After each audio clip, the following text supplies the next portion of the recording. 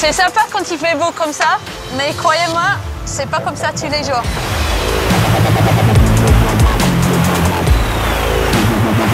Donc quand c'est la tempête ou dès qu'il y a du vent, ici c'est la machine à laver, mais j'ai la casquette que je vais fermer pour protéger le cockpit.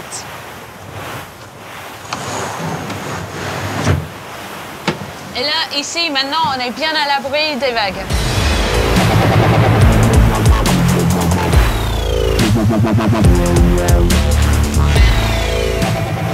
Manœuvrer sur ces bateaux, surtout quand ça va vite et il y a de la mer, c'est très très dangereux. Donc je mets toujours un gilet ou un harnais.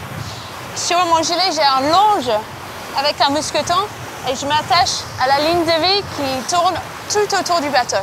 Comme ça, je suis en sécurité, je ne peux pas tomber par-dessus le bord. C'est méga important et je travaille toujours comme ça.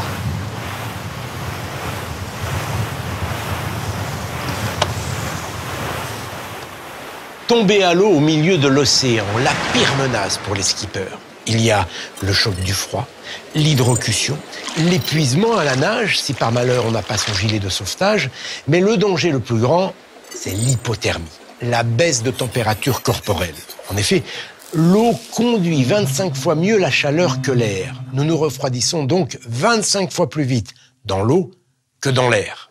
Dans une eau à 15 degrés, le temps de survie est de 6 heures.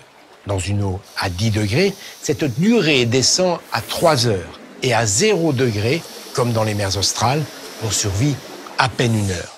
Nager pour se réchauffer ne sert absolument à rien. Pire, ça ne fera qu'augmenter la perte de chaleur.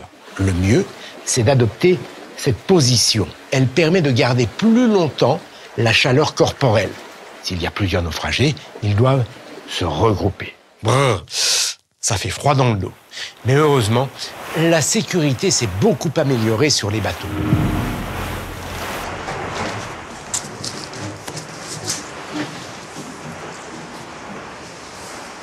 Les règles de sécurité nous imposent d'avoir des cloisons étanches comme celui-là.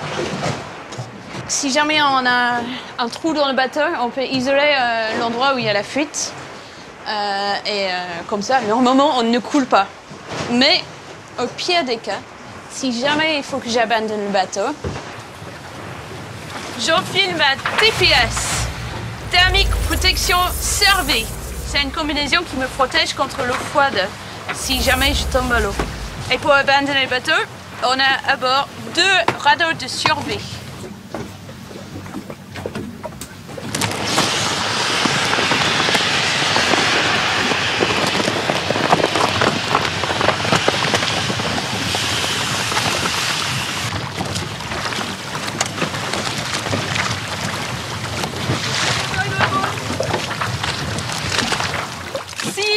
Il faut monter dans un radeau de survie et j'ai un bidon de survie que j'emmène avec moi, avec des choses qu'il faut pour attendre. Des fois, dans un radeau, j'ai d'attendre plusieurs jours pour le secours.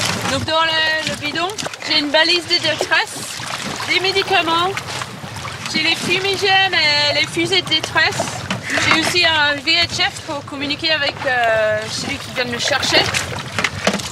Et puis aussi des rations, donc il y a des rations de survie, la nourriture et aussi des bouteilles d'eau pour l'attente.